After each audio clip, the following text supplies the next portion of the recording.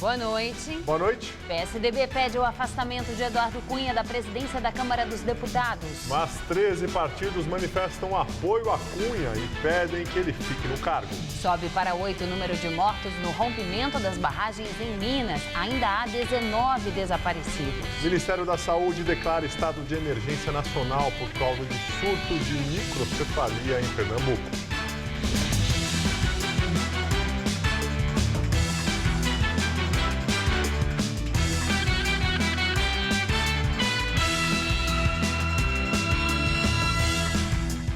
Tribunal de Justiça de São Paulo nega liminar que pedia suspensão da lei que proibiu o aplicativo Uber na capital. Hoje, taxistas protestaram em diversos pontos da cidade pedindo mais fiscalização da prefeitura sobre os motoristas que ainda trabalham com Uber. Por onde passaram, os taxistas provocaram muito congestionamento. Pela manhã foram vários pontos percorridos. Na Câmara Municipal e na Prefeitura, eles entregaram um ofício pedindo que o município intensifique a fiscalização dos motoristas que usam o Uber. O aplicativo de carona remunerada está proibido na cidade de São Paulo desde o início de outubro. No mesmo dia, o prefeito Fernando Haddad sancionou também uma lei que regulamentou o serviço de chamadas pela internet, criando a categoria chamada Táxi Preto, que vai atender apenas por aplicativos. 5.000 novos alvarás serão sorteados, mas o Uber já afirmou que não vai participar do sorteio porque não é um serviço de táxi. Os manifestantes também procuraram o governo do estado. Eles querem que a polícia militar ajude a prefeitura a fiscalizar o transporte clandestino de passageiros. No começo da tarde, os taxistas foram em comboio até a Secretaria de Segurança Pública, no Largo São Francisco.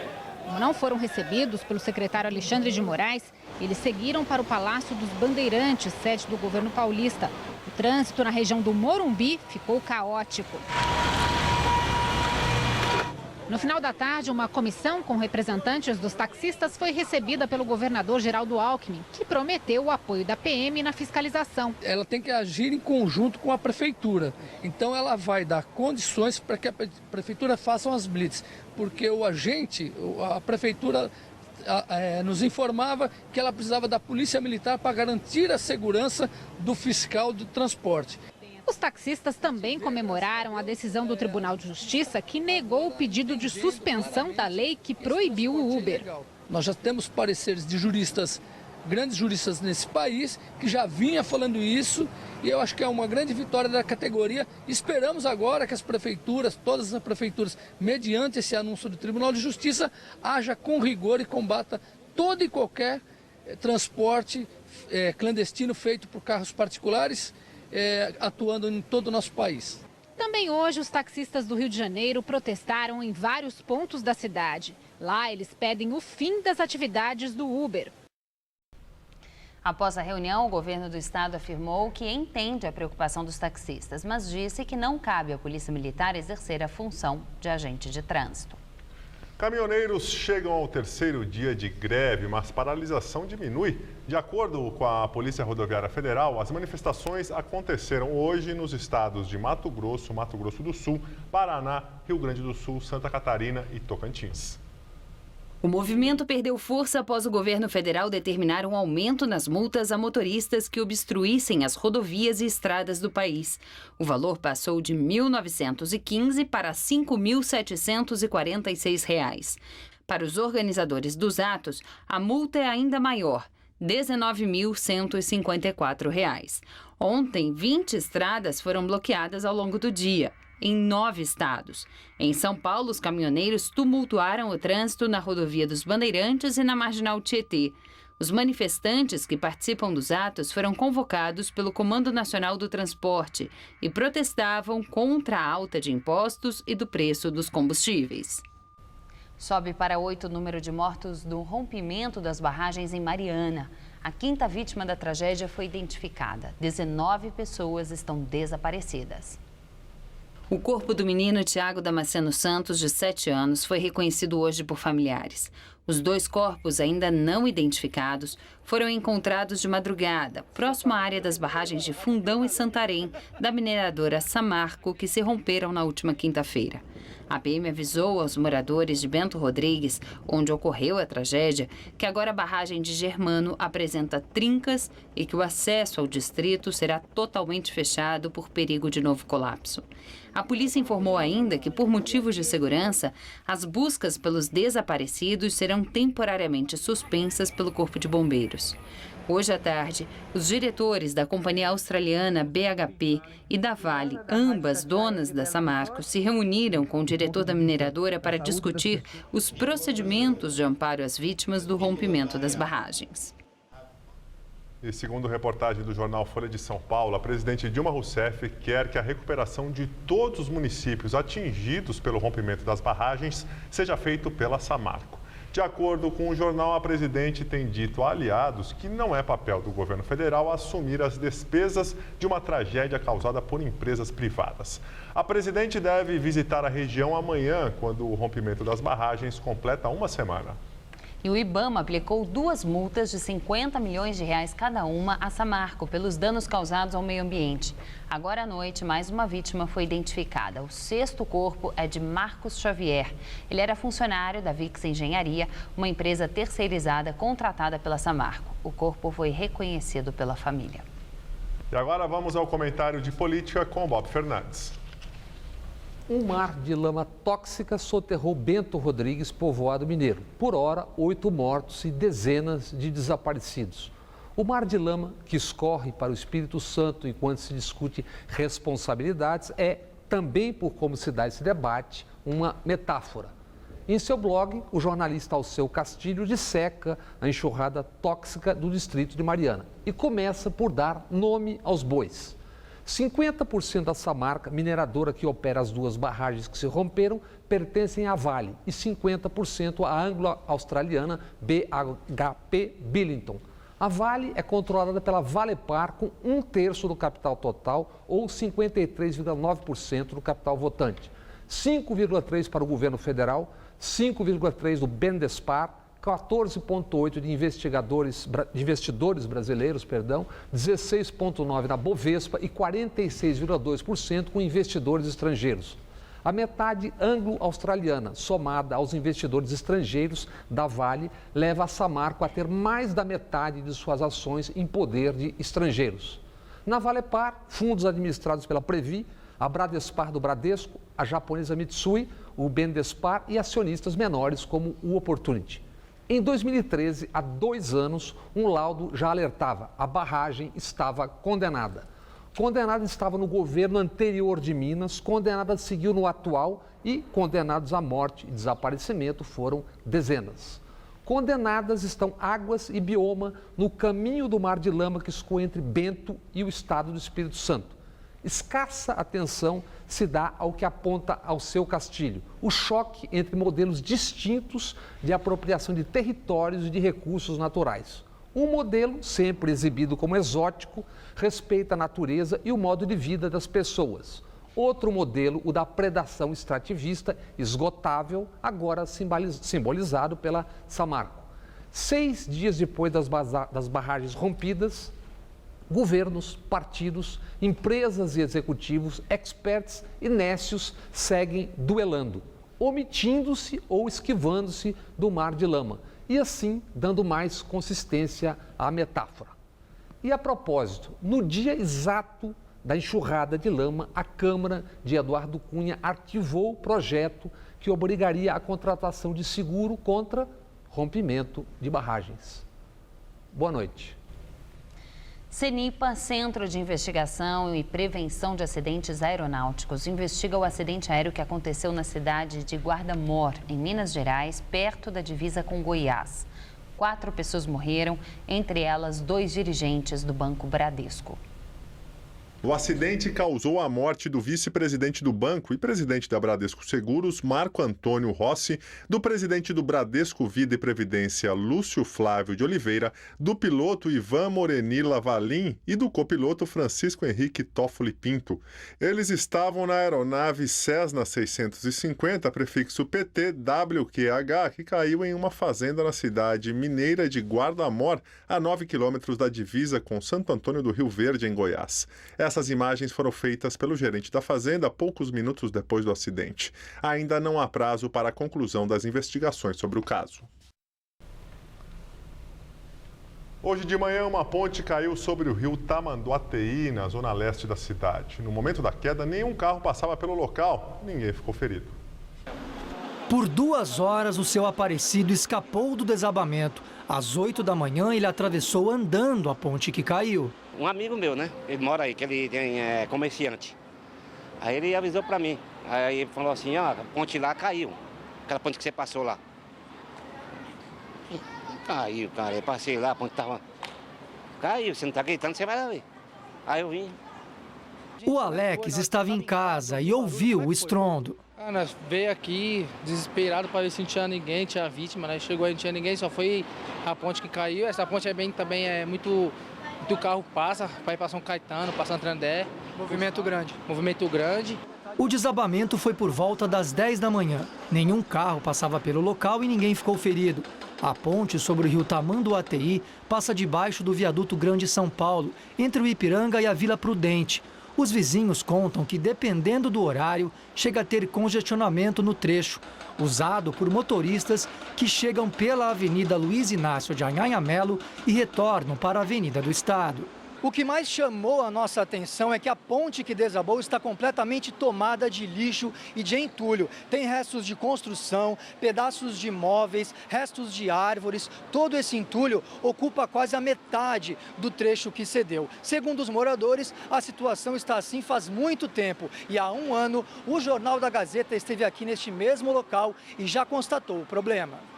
Foi em novembro de 2014. Naquela ocasião, nós mostramos que o lixo atrapalhava até o trânsito. Os pilares de sustentação do viaduto que passa por cima já tinham rachaduras. Eu tô cansada de ver pessoas que passam com as carretas aqui e deixam vários entulhos ali, vários. Teve um dia que tava eu e minhas amigas aqui, eu gritei de longe, eu vou denunciar, não sei o que, o cara não jogou lixo, porque exatamente aí minhas amigas começaram a gritar. Uma retroescavadeira foi usada para abrir espaço e facilitar a remoção da estrutura que caiu. O acesso à ponte foi interditado pela CET e não há previsão para a liberação da via. Choveu forte na capital paulista. O Centro de Gerenciamento de Emergências chegou a declarar estado de atenção para enchentes nas zonas sul, sudeste e oeste. Segundo os meteorologistas, a chuva deve ser mais fraca amanhã. Vamos à previsão para o estado de São Paulo com Luciana Magalhães.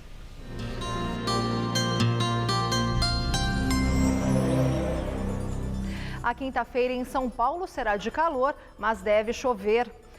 O sol brilha forte pela manhã, mas são esperadas pancadas de chuva isoladas a partir da tarde. Apenas no litoral é que deve chover já pela manhã, além de temperaturas mais amenas.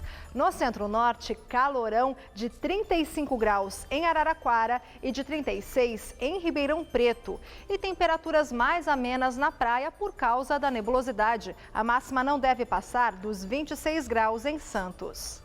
Amanhã, aqui na capital, o dia começa com muitas nuvens, mas a chuva deve ocorrer só à tarde e de forma isolada. E assim deve ser até o fim de semana, com calor de 29 graus na quinta e de 31 na sexta e também no sábado. Em Cubatão, na Baixada Santista, um protesto contra mais de 4.000 demissões na Uzi Minas foi reprimido com gás de pimenta e bombas de efeito moral. A prefeitura decretou ponto facultativo na cidade para incentivar moradores e servidores públicos a participarem do movimento. O protesto na porta da Uzi Minas foi convocado pelo Sindicato da Construção Civil, CUT e outros movimentos sindicais. Por volta das 7 da manhã, os manifestantes tentaram impedir a entrada de dezenas de ônibus que levavam os trabalhadores para a empresa. A PM usou bombas de gás lacrimogêneo e spray de pimenta para conter o grupo. Depois da confusão, os funcionários foram para a prefeitura, onde aconteceu um novo protesto. A prefeita Márcia Rosa, do PT, decretou ponto facultativo para incentivar os moradores e servidores públicos a participarem do movimento. A Uzi Minas é uma das maiores empresas instaladas da área industrial da cidade e reúne trabalhadores de toda a Baixada Santista. Em nota, a companhia informou que entende a gravidade do momento, mas que impedir o acesso à usina não contribui para a solução dos problemas relacionados à queda progressiva do mercado de aço e dos gargalos de competitividade do país. Segundo a empresa, são esses fatores que determinaram a decisão de desativar temporariamente as áreas primárias da usina de Cubatão. Bancada do PSDB na Câmara dos Deputados afirma que Eduardo Cunha não convenceu em sua defesa e pede o afastamento dele da presidência da Câmara. O líder tucano, Carlos Sampaio, disse que os deputados do partido consideram insuficientes as explicações dadas por Cunha sobre as contas na Suíça.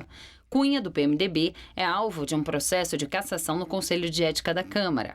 PSOL e Rede dizem que ele mentiu na CPI da Petrobras quando garantiu que não tinha contas na Suíça. Em entrevistas recentes, Cunha reafirmou não possuir tais contas, mas admitiu ter ativos no exterior, sob controle de entidades que administram bens em favor dos beneficiários. E essa sua defesa, de forma bastante objetiva, acabou se tornando um desastre. Ele não se explicou, não convenceu nem a bancada do PSDB e nem o país. O caso continua gravíssimo e aquilo que nós dissemos em outubro deste ano, no início, que ele deve afastar-se, agora entendemos com muito mais veemência que ele deve afastar-se da presidência da Câmara. O deputado Paulinho da Força, do Solidariedade, teve seu nome confirmado no Conselho de Ética numa troca partidária. Para ele, a ruptura anunciada pelo PSDB joga Cunha no colo do PT. Paulinho afirmou que Cunha já havia combinado com a oposição um novo rito para os pedidos de impeachment da presidente Dilma Rousseff, mas que agora não sabe qual rumo Cunha tomará. Paulinho disse ainda que seu partido continuará apoiando o presidente da Câmara. E ele é a única pessoa, segundo o Supremo, que pode dar início ao processo de impeachment. Então, por isso, o Solidariedade defende o Eduardo Cunha para poder dar início ao processo de impeachment da presidente Dilma, e nós estamos convencidos que ela não tem mais condição de dirigir o país. Eduardo Cunha disse não ver a posição do PSDB como um rompimento, porque nunca houve uma aliança formal. Ele afirmou ainda que o fato não afetará a sua decisão diante dos pedidos de impeachment da presidente Dilma Rousseff, a ser anunciada até o fim do mês e independente de qualquer pressão. O presidente do Conselho de Ética, deputado José Carlos Araújo, do PSD, reafirmou que o relatório preliminar sobre o pedido de cassação de Eduardo Cunha será votado no próximo dia 24. O relator Fausto Pinato, do PRB, chegou a citar uma possível antecipação para o dia 19. Direto de Brasília, Josias de Souza analisa esse rompimento do PSDB com Eduardo Cunha. Eduardo Cunha fez a oposição de idiota. E a oposição não pode nem reclamar, porque quando alguém faz o outro de idiota, é porque encontrou material. A pretexto de obter o impeachment de Dilma Rousseff, o PSDB se aliou a Eduardo Cunha. No Brasil da Lava Jato, isso é mais ou menos como combater o crime organizado numa aliança com o Comando Vermelho ou com o PCC. De repente, depois de passar meses tricotando com a oposição, Eduardo Cunha, num movimento de autopreservação para tentar salvar o próprio mandato, se aproximou de Dilma e de Lula e deixou a oposição falando sozinha. Hoje, o PSDB divulgou uma nota oficial para informar ao país que fez uma grande descoberta. O PSDB descobriu que Eduardo Cunha é Eduardo Cunha e defendeu o afastamento do personagem da presidência da Câmara.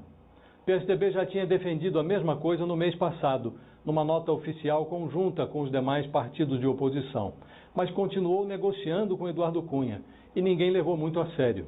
Agora, no instante em que Eduardo Cunha se autoconverteu num bem-sucedido vendedor de carne enlatada para a África, o PSDB se deu conta de que talvez fosse o caso de se reaproximar da ética. Pode ser tarde demais. O que os políticos fazem em reação ao noticiário é o que deixaram de fazer por convicção, por precaução ou por compromisso. Quando alguém se abraça com um gambá, ainda que consiga largar, vai sair fedendo. Boa noite. À tarde, líderes de 13 partidos, incluindo os governistas PMDB, PP, PR, PSD e PTB, divulgaram uma nota em defesa da permanência de Eduardo Cunha na presidência da Câmara. Também assinam o documento os líderes do PSC, PRP, PTN, PTdoB, PHS, Solidariedade, PEN e PMN. Câmara dos Deputados aprovou agora à noite o projeto que regulariza a repatriação de recursos não declarados enviados ao exterior. De acordo com o texto, quem repatriar não vai responder por crimes como sonegação de impostos ou evasão de divisas. Será cobrado dessa pessoa 30% sobre o valor repatriado. A proposta é de autoria do Poder Executivo e faz parte do pacote de ajuste fiscal. A seguir, Ministério da Saúde declara estado de emergência nacional por causa de surto de microcefalia em Pernambuco. O drama sem fim dos imigrantes. Naufrágio na costa da Turquia mata 14 imigrantes, 7 eram crianças. Qual Casper você é? A minha Casper é informação. A minha Casper é organização. A minha Casper é criação. A minha Casper é luz, câmera, ação. A minha Casper é comunicação, é teoria, é prática, é oportunidade de estágio, é a melhor localização.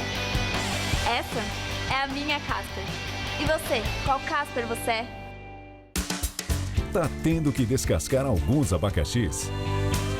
Nesses tempos de vacas magras, a gente te ajuda trazendo receita boa, bonita e barata para você fazer aí na sua casa. TV Gazeta. Bom te ver, sempre bem.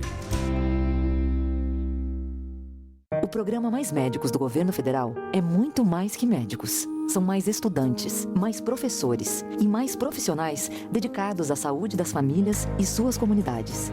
E para você que sonha em ser médico, esse é um caminho cheio de oportunidades. Acesse o site e informe-se sobre os novos cursos de medicina e vagas de graduação e residência médica. O Brasil do Mais Médicos é o Brasil que cuida, educa e avança. Uma pátria educadora se faz com mais acesso à educação. Ministério da Educação, Governo Federal.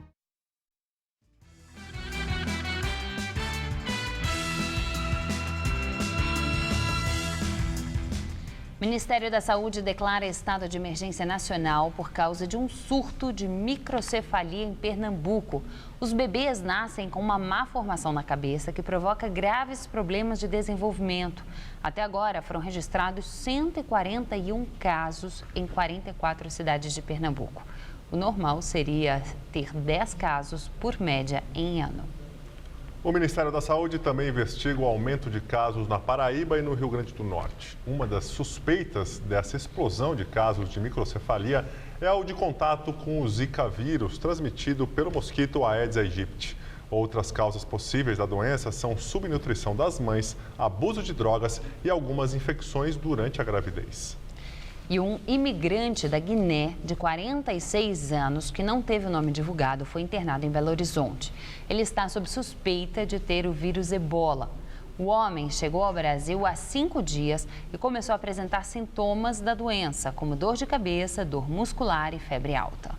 A unidade de pronto atendimento onde o imigrante está internado foi fechada para novos pacientes por medida de segurança. Os exames para confirmar o diagnóstico sairão em 24 horas. O ebola é transmitido pelo contato com sangue, tecidos ou fluidos corporais do doente. Greve de pessoal de cabine da companhia aérea alemã Lufthansa chega ao 5º dia. 933 voos foram cancelados hoje. Mais de 100 mil passageiros foram afetados. A greve segue sem acordo depois que um tribunal rejeitou o pedido da empresa para encerrar a paralisação. Quase 3 mil voos foram cancelados desde sexta-feira. Os comissários de bordo fazem uma série de reivindicações relacionadas a aposentadorias e pensões. O sindicato anunciou que a greve continua pelo menos até a meia-noite de sexta-feira em todos os voos da companhia que passam pelos aeroportos de Frankfurt, Munique e Düsseldorf. Os voos até sexta-feira entre os aeroportos alemães e o Rio de Janeiro e São Paulo aparecem no site da empresa como cancelados. Mais um naufrágio na costa da Turquia mata 14 imigrantes. 7 eram crianças. Os imigrantes estavam num barco de madeira a caminho da ilha grega de Lesbos e teriam sido surpreendidos por uma tempestade. 27 pessoas foram resgatadas pela guarda costeira turca. Na Sérvia, as multidões de refugiados enfrentam horas de filas para conseguir os documentos necessários para seguir viagem. A Eslovênia começou a erguer uma cerca de arame farpado na fronteira com a Croácia. O governo sustenta que não pretende limitar a imigração e que o objetivo é controlar o fluxo e dirigir as pessoas com segurança para centros de acolhimento. Em Valeta, capital de Malta, líderes de 50 países europeus e africanos discutem soluções para a crise migratória. A União Europeia está criando um fundo de 1 bilhão e 800 milhões de euros para a África em troca de ajuda para conter o fluxo de imigrantes. A Europa tenta convencer os africanos a receberem de volta os imigrantes econômicos, que são principalmente os jovens africanos que buscam uma vida melhor na Europa. Nova pesquisa de intenção de voto na Argentina mostra mudança no cenário eleitoral. O candidato de centro-direita, Maurício Macri, tem agora 8 pontos de vantagem sobre o rival governista Daniel Scioli.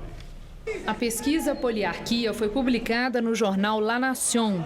Macri, de centro-direita, teria o apoio de mais de 48% dos eleitores. O candidato governista Daniel Scioli teria 40%. 6% dos eleitores estariam indecisos. A margem de erro é de 3,5 pontos. O segundo turno das eleições presidenciais argentinas acontece daqui a 11 dias. A edição das 10 do Jornal da Gazeta termina aqui. Boa noite. Fica agora com o Ronivon no Todo Seu. Uma ótima noite para você e até amanhã.